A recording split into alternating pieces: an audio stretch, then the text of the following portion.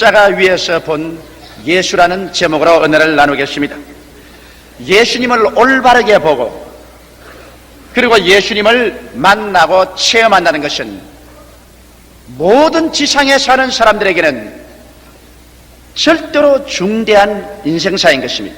왜 그러냐면 성경 요한복음 3장 36절에 아들을 믿는 자는 영생이 있고 그 아들을 순종치 않은 자는 영생을 보지 못하고 도리어 하나님의 진노가 그 위에 머물러 있느니라고 기록하고 있기 때문인 것입니다. 인간의 영원한 삶에 영원한 멸망이 하나님의 아들 예수님께 대해서 우리가 어떻게 보고 어떻게 생각하고 어떻게 믿는가에 따라서 결정지어지는 것입니다. 사람이 한 번 나서 죽는 것은 정한이지요. 죽고 난 다음에는 심판이 있습니다. 어떠한 영웅혹을 열사라도 인간의 살고 죽는 것을 자기 마음대로 할 사람은 없는 것입니다.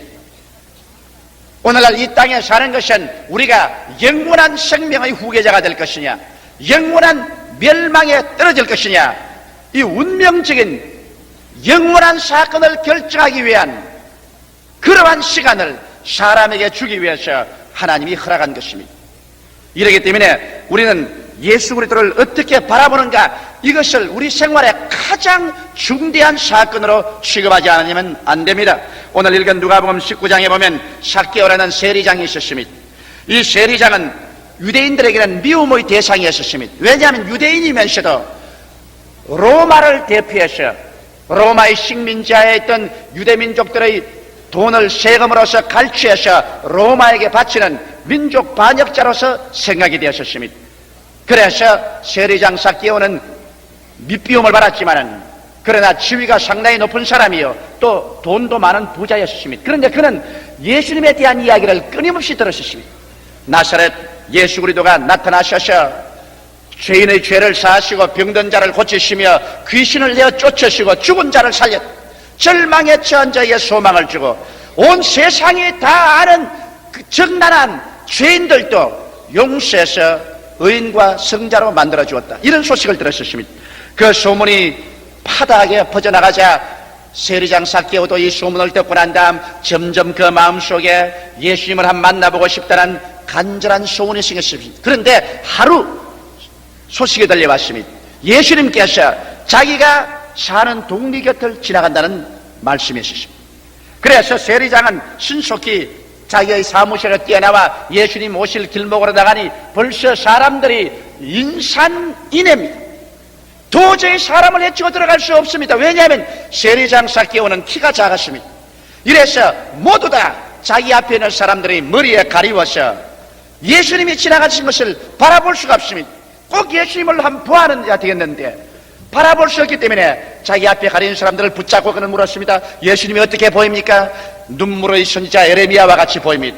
또 다른 사람 잡고 예수님이 어떻게 보입니까?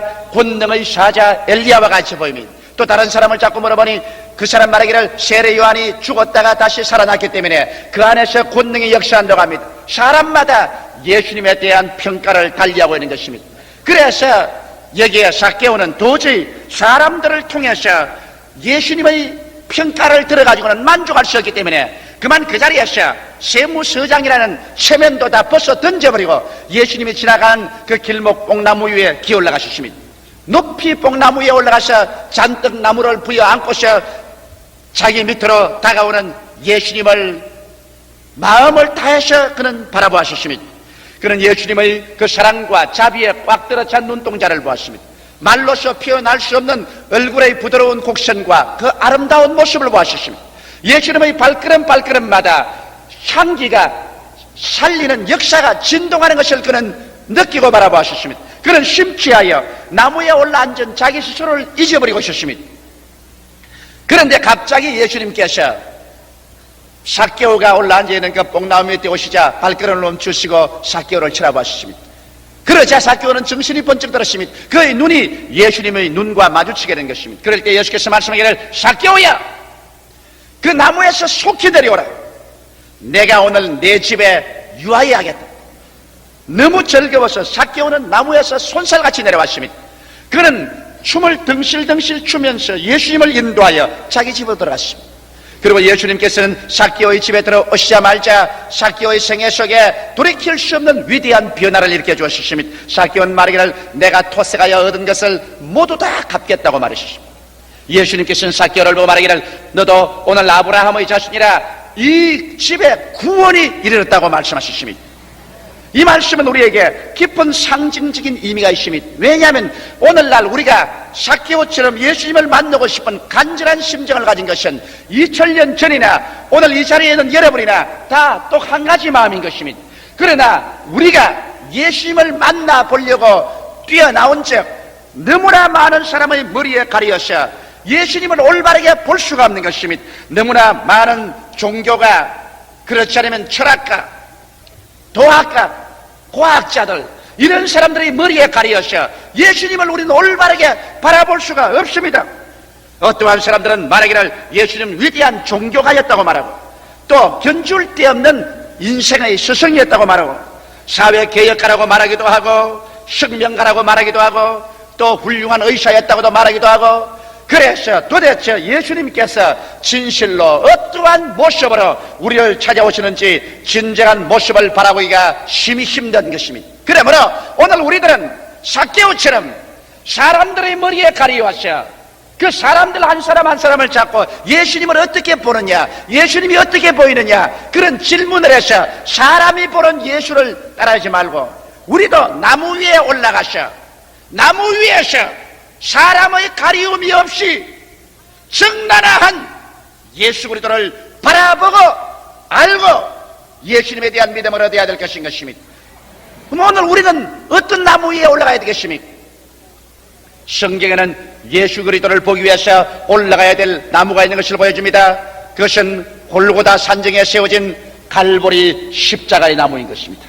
우리가 예수님을 올바르게 보려면 이 갈보리 십자가의 나무 위에 올라가서 예수님을 바라보아야 참으로 예수님은 나와 무슨 관계가 있으며 왜 나에게 찾아오셨는가, 그것을 알게 되실 것입니다.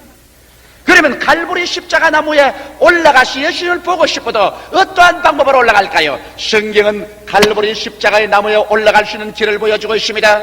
성경 이사야서 53장 4절로 6절에 보면 바로 갈보리 십자가에 올라가서 우리가 관망하여서 볼 수 있는 예수를 그곳에 보여주고 있는 것입니다.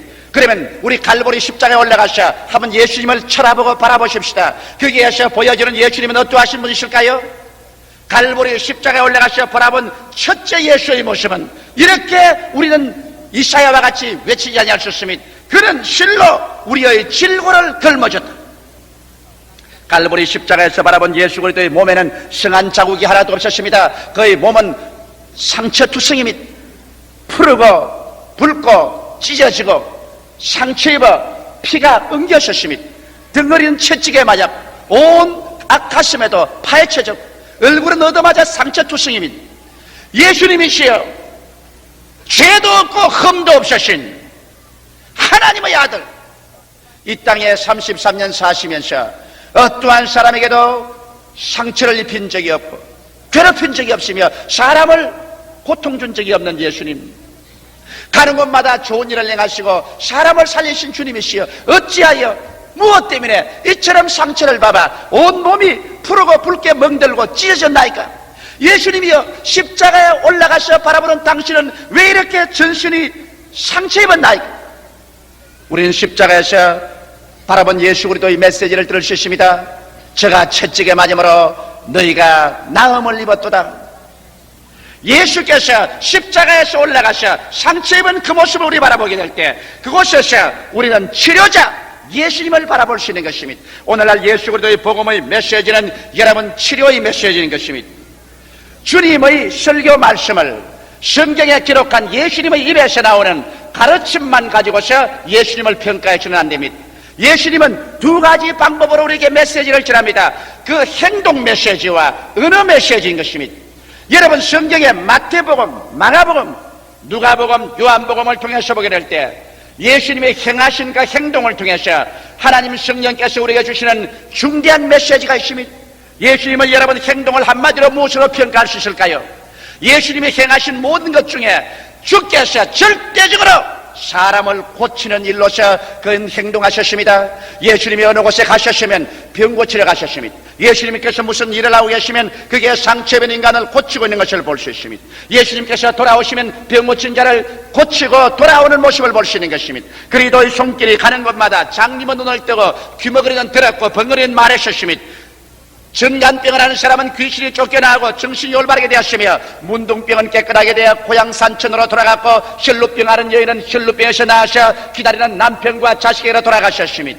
예수님께서 손으로 만지는 곳마다 말씀하는 곳마다 일어서고 앉는 곳마다 치료가 강물같이 흘러나셨습니다. 예수님의 사역의 3분의 2는 인간을 치료하는 데 보내신 것입니다. 이러므로 예수님의 행동 메시지를 통해서 우리가 알 수 있는 것은 그리스도의 복음은 치료의 복음인 것입니다. 오늘 예수 그리스도께서 진실로 어제나 오늘이나 영원토록 동일하다는 성경 말씀대로 우리가 받아들인다면 오늘 우리 가운데 나타난 예수님은 치료의 예수님인 것입니다. 치료하지 않는 예수님하고는 우리는 생각할 수가 없습니다. 나무에서 바라본 예수님은 치료자 예수님인 것입니다. 오늘 신학자들이 예수님의 치료는 과거에 있었다고 말하든 말든 내버려 두십시오. 기적의 시대는 지나갔다고 하든 말든 내버려 두십시오. 우리는 인간의 머리를 통하여서 예수님을 바라보는 것이 아니라 십자가 위에 올라가서 나무 위에서 진실한 예수님의 모습을 바라보고 있는 것입니다. 우리가 바라본 진실한 예수 그리스도는 우리를 치료하는 예수님인 것입니다. 그의 행동 메시지로 그렇게 말씀하실 뿐 아니라 주님은 친히 입을 열어서 그렇게 말씀하셨습니다. 예수님은 12제자를 불러셔서도 회개하라 천국에 가까워왔다 하시고 가는 곳마다 귀신을 쫓아내고 문둥병을 깨끗이 하고 병든 자를 고치라고 말하셨습니다. 천국은 치료를 동반하고 다가오는 것을 말씀하셨습니다. 주님께서 70인의 제자를 불러서 말할 때로 가는 곳마다 어느 집에 들어가든지 그곳에 내어주는 음식을 먹고 그곳에 있는 병자를 고치라고 말씀하셨습니다. 예수님께서는 마지막으로 모든 성도들에게 믿는 자들에게는 이런 표징이 따르니 병든 자에게 손을 얹은 적 나으려고 하셨으며 야고보서에는 전 교회를 향해서 말씀하시기를 너희 중에 병든 자가 있느냐 저는 교회 장로들을 청할 것이요 저들은 주의 이름으로 기름을 바르며 위하여 기도할지니라. 믿음의 기도는 병든 자를 구원하리니 주께서 저를 일으키시라고 말씀하셨습니다. 이러므로 예수께서 오늘날 우리 가운데 오신 것은 전 인류를 치료하기 위해서 오신 것입니다. 나는 얼마 전에 미국에 보내는 텔레비 프로그램에 간증으로 나온 우리 교회 자매님 한 분의 간증을 듣고 깊이 마음에 감격을 느꼈습니다. 이 젊은 자매님은 아들을 얻었는데 이 아들이 고칠 수 없는 불치의 간질병자였습니다. 그는 말하기를 번개가 쳐도 간절을 하고 비행기 소리가 요란하게 지나가도 간절을 하고 그리고 방공 사이렌이 불어도 간절을 하고 동리 아들과 놀아서 한 대 얻어맞아도 간절을 하고 그래서 집에서도 간질을 하고 학교에서도 간질을 하고 들에서도 간질을 하고 그 어머니의 마음은 칼로 쏘투리는 것 같았습니다.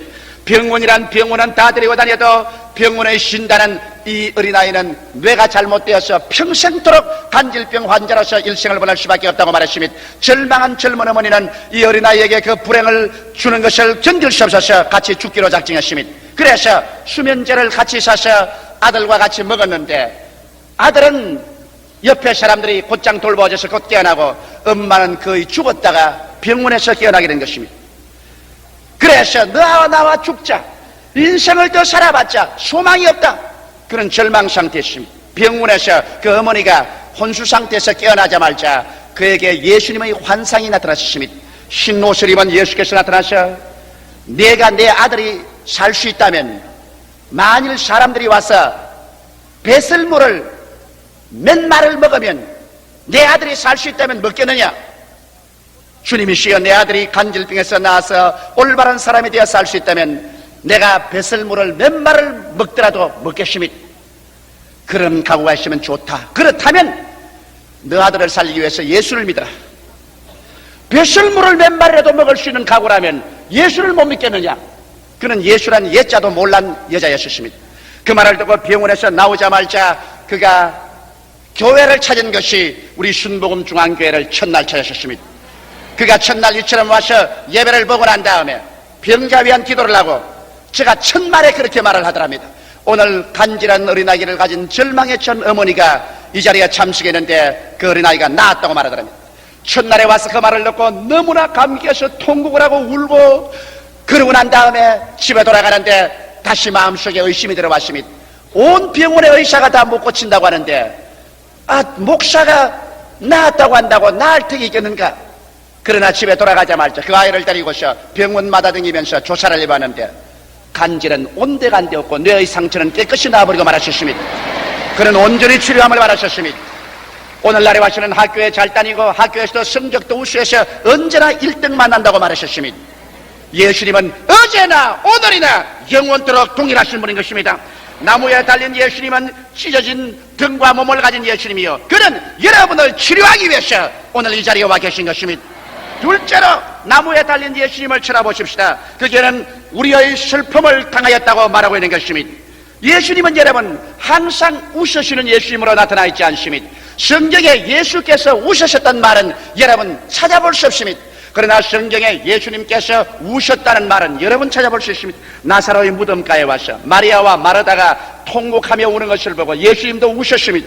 예수님은 예루살렘 성을 바라보시면서 예루살렘아 예루살렘아 암탉이 병아리를 품에 품은 같이 내가 몇 번이나 너를 내 품에 품으려고 하였던고, 그렇게 말씀하시면서 울으셨습니다. 예수님께서는 이 시간에도 여러분과 나를 향하여 두 손을 활짝 내미시고 수고하고 무거운 짐진 자들아 다 내게로 오라, 내가 너희를 편히 쉬게 하겠다, 이 말씀을 한 예수님께서는 우시면서 이 말씀을 하는 것입니다.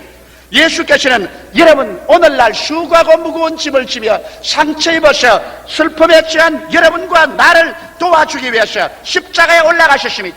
성경은 말하기를 그는 실로 우리의 슬픔을 당하였다고 말했습니다. 예수께서 여러분과 나의 슬픔을 당한 것은 여러분과 내가 슬픈 환경을 지나가면서도 슬픔을 극복하고 일어나 살 수 있게 하기 위한 것입니다.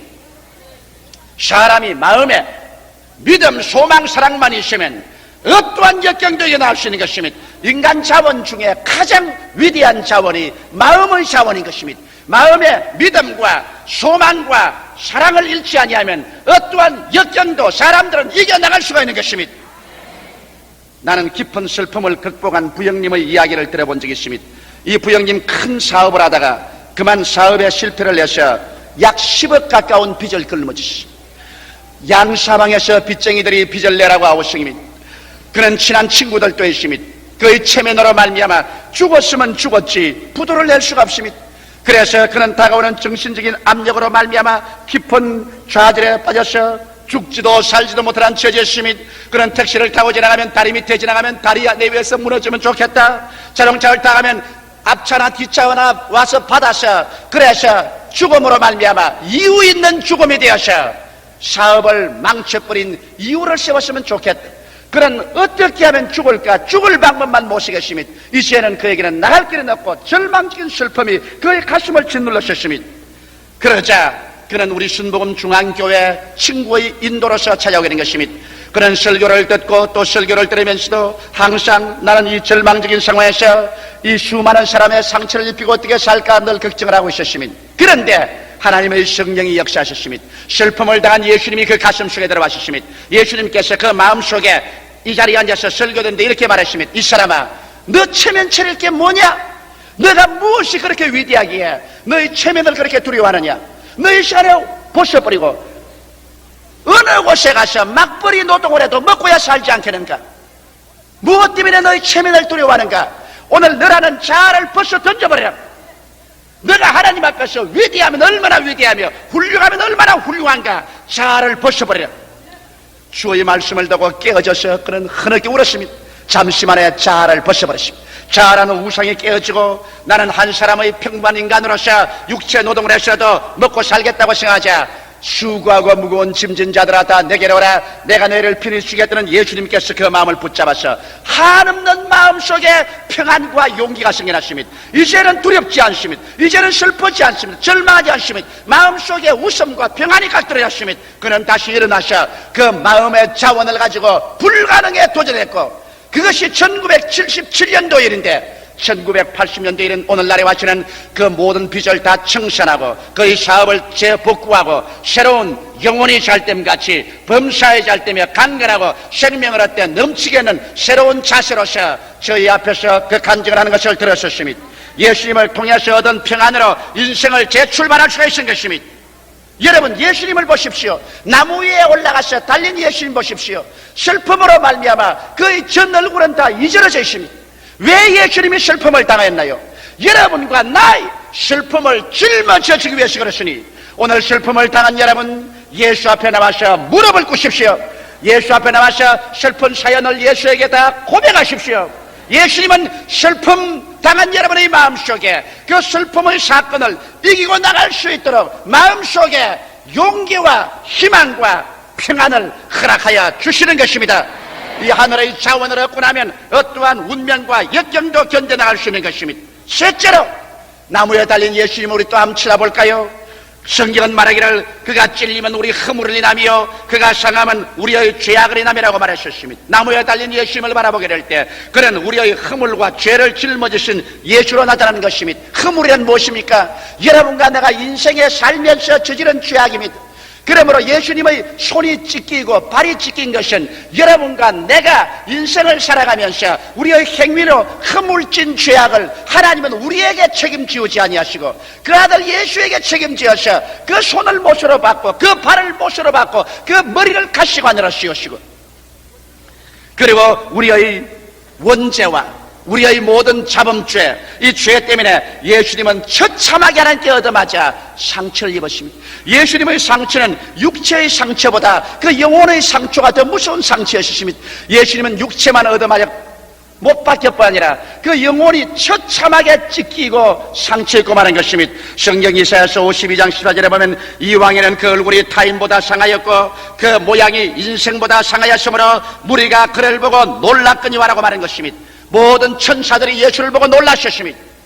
모든 사람들이 예수를 보고 놀라셨습니다. 그는 그 사람뿐 아니라 속사람이 처참하게 상처를 입은 것입니다. 왜 예수께서 나무에 달라 상처 입었을까요?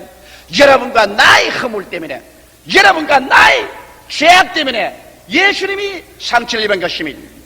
그는 여러분과 나의 영원한 과거의 죄, 여러분과 나의 현재의 죄, 여러분과 나의 미래의 죄, 우리의 일생의 죄를 하나도 남김없이 그 몸에 다 짊어지시고 그 양손과 양머리 대못에 박히시고 그 몸이 찢어지고 그 영혼이 인생보다 상하여서 그가 하나님 앞에서 그 죄의 대가를 지불하셨습니다. 마지막 6시간 후에 내가 다 이루었다고 말씀하셨을 때 하나님의 책에서는 여러분과 나의 죄악이 청산되었다고 주님께서 빨간 줄을 그어버리고 말한 것입니다. 이렇기 때문에 오늘 우리는 이렇게 담대하게 말할 수 있습니다. 하나님이 세상을 이처럼 사랑하사 독생자를 주셨으니 누구든지 남녀 노유 빈부 귀춘 학 무학을 불구하고 예수 믿으면 멸망하지 않고 영생을 얻으리라, 이 즐거운 메시지를 전할 수가 있습니다. 이것이 바로 나무 위에 달리신 예수 그리스도를 바라보고 우리가 그 모습 속에서 예수님을 찾아볼 수 있는 모습인 것입니다. 오늘날 여러분, 죄인이 버림받거나 지옥 가지 않습니다.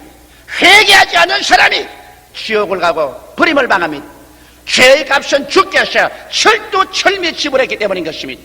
그러므로 사랑하는 형제 자매 여러분, 아직 예수를 믿지 않은 여러분, 주 앞에 나오십시오. 바로 이 시간에 이 자리에 마음을 깨뜨리고 여러분의 그 수고하고 무거운 죄짐을 짊어지고 예수 앞에 나와서 주님을 앙망하면 주께서 오늘 이 시간에 여러분의 일생의 죄악을 다 청산한 것을 여러분에게 선언해 주고 그 자리에 마음속에 평안과 확신으로 채워주시는 것입니다.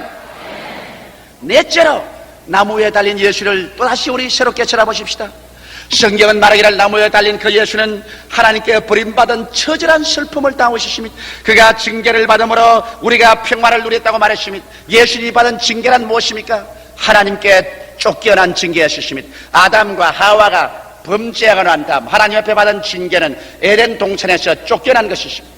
여러분, 징계 중에 가장 무서운 징계가 쫓겨나는 징계인 것입니다. 더불어 하나님의 아들 예수 그리스도는 영원에서부터 시작해서 아버지와 한 번도 분리된 적이 없습니다. 그런 예수께서 모든 인생의 죄악을 다 짊어지고 그러므로 말미암아 죄악으로 인하여 다가오는 회오르치는 폭풍과 같은 절망을 주님께서 다 그 잔 마시시고 하나님께 버림을 받으셨습니다. 그렇기 때문에 해와 달과 별들도 비추기를 거부해서 대낮에 온 천지가 캄캄했었습니다. 예수님은 그 절망적인 상황에서 견딜 수가 없어 엘리 엘리 라마 사박다니, 하나님이여 하나님이여 어찌하여 나를 버리시나이까. 버림받는다는 것은 여러분 무서운 것입니다. 오늘날 노인들이 여러분 견디기 어려운 것이 뭔지 압니까? 노인들이 사회에서 소외당하고 이제 노인이라고 버림당하는 그것이 가장 무섭습니다. 인생에서 내가 필요하다고 생각하고 사랑할 수 있고 사랑받을 수 있을 때 삶의 가치가 있습니다. 그러나 내가 버림받아서 이 삶도 필요 없는 인간이 되고 아무도 사랑할 사람도 없고 사랑받을 수 없는 사람이 될 때 그는 절망해버리고 마는 것입니다. 예수님께서는 하나님께 버림을 당하셨습니다. 사람에게 버림을 당하셨습니다. 그는 가장 처절한 절망과 고독의 징계를 받았습니다. 그러나 성경은 말씀하기를 제가 징계를 받음으로 우리가 평화를 누렸다고 말한 것입니다. 예수님께서 아담 이후로 쫓겨난 인생을 총대변해서 예수님께서 징계를 받음으로 말미암아 하나님 앞에 쫓겨남으로 이제 여러분과 나로 하여금 예수를 통하여서 하나님 아버지의 자녀가 되고 하나님 앞에 들어오고 하나님의 성령을 받도록 하기 위해서 주님께서 그렇게 하신 것입니다. 성경 에베소서 2장 16절로 18절에 보면 또 십자가로 이 둘을 한 몸으로 하나님과 화목하게 하려 하심이라. 원수된 것을 십자가로 소멸하시고 또 오셔서 먼 데 있는 너희에게 평안을 전하고 가까운 데 있는 자들에게 평안을 전하셨으니 이런 저로 말미암아 우리 둘이 한 성령 안에서 아버지께 나아감을 얻게 하려 하심이라. 그러므로 먼 데 있는 이방인이나 가까운 데 있는 유대인이나 모두 다 예수 그리스도의 징계받은 십자가를 통하여 다 용서를 받고 평화를 만들었어. 이제는 하나님께 나올 때 하나님의 진노와 심판의 두려움이 없이 친아버지로 아버지요 우리는 부르고 나올 수가 있는 것입니다. 아버지의 그 사랑이 우리 가운데 성령으로 넘쳐납니다. 예수께서 징계를 받음으로 말미암아 우리가 이제 평화를 누리고 우리는 두려움 없이 하나님 앞에 설 수 있고 하나님 앞에 들어갈 수 있는 이 행복을 얻게 된 것입니다. 사랑하는 성도 여러분, 삭개오는 나무 위에서 예수님을 올바르게 배웠을 때 예수님은 곧장 삭개오의 나무 밑에 와서 삭개오야 내려오라. 오늘날 내가 내 집에 유하여야 되겠다고 말하셨습니다. 지금도 그렇습니다. 형식적인 예수, 의식적인 예수, 철학과 윤리적인 예수, 사회과 도덕주의적인 예수 아닌 나무에 달린 예수 그리스도를 올바르게 바라보고 우리를 대속하신 예수 그리스도를 우리가 바라보고 믿을 때 이 시간에 예수님은 여러분과 내게 와서 말합니다. 나무에서 내려오라. 내가 너희 속에 들어가서 유하여야 되겠다. 할렐루야. 구만리 장천 멀리 있는 예수님이 아니요 2000년 전의 예수님이 아닌 것입니다. 이 시간에 주님께서 내게로 오라. 내가 너희 안에 들어가서 너희 집에 유하겠다. 예수님이 삭개오의 집에 들어오자 삭개오의 일생이 변화되고 마는 것처럼 오늘 예수님이 여러분 속에 들어오는데 여러분이 변화되지 않을 수가 있겠습니까? 이 예수께서 여러분과 나를 붙잡는데 변화되지 않겠습니까? 저가 찔리면 우리 허물을 인하며 저가 상하면 우리 죄악을 인함이라. 저가 징계를 받음으로 우리가 평화를 누리고 저가 채찍에 맞음으로 우리가 나음을 얻었도다. 이 예수께서 오늘 이 시간에 여러분 마음속에 들어오시기를 원하시고 있는 것입니다. 여러분 십자가의 예수님을 바라보십시오. 그리고 그 음성에 귀를 기울이십시오. 예수님은 한 사람도 소외시키지 않습니다. 예수님은 한 사람도 사람을 외모로 취급하지 않습니다. 주님은 오늘 이 시간에 십자가에서 예수님을 바라보고 있는 여러분을 보고 말합니다. 마음이 병든 자, 육체가 병든 자, 생활이 병든 자, 절망에 취한 자, 슬픔에 취한 자, 여러분 모든 사람 보고 말합니다. 너희 질고는 내가 담당하마. 너희 슬픔은 내가 짊어지마. 너희 허물과 죄는 내가 다 책임지마. 너희 징계는 내가 걸머지고 너에게 평화를 주마. 수고하고 무거운 짐진 자들아 다 내게로 오라. 내가 너희를 편히 쉬게 하여 주겠다. 여러분이 예수를 어떻게 하겠습니까? 이러한 분은 역사 이후로 있은 적이 없습니다. 오직 예수님 한 분밖에 없습니다. 이 예수께서 여러분과 나를 품어주셔서 여러분과 나와 인생을 같이 살기 위해서 이 시간에 못자국난 손을 여러분과 내 앞에 내밀고 여러분과 나를 초대하고 있습니다. 이 시간에 그리스도 앞에 나오십시다. 다 같이 고개 숙여 기도드리겠습니다. 살아계신 하나님 아버지시여, 나무 위에 올라가서 우리는 예수님을 보았었습니다. 신학자가 본 예수님도 아니요 혁명가가 본 예수님도 아닙니다. 문학자나 철학자가 본 예수님도 아닙니다. 나무 위에 올라가서 본 예수님은 하나님, 그는 실로 우리의 질고를 지고 우리의 슬픔을 당한 예수님이었습니다.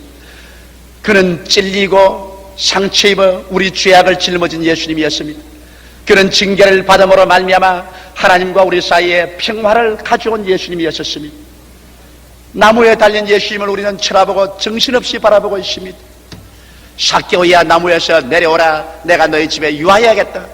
그 예수님 오늘 이 시간에 우리와 같이 계셔서 이 예수님을 바라본 사람들마다 그들 속에 들어와서 그들을 변화시키고 구원시키고 은총을 베풀기 위해서 찾아주시는 예수님 감사하옵나이다.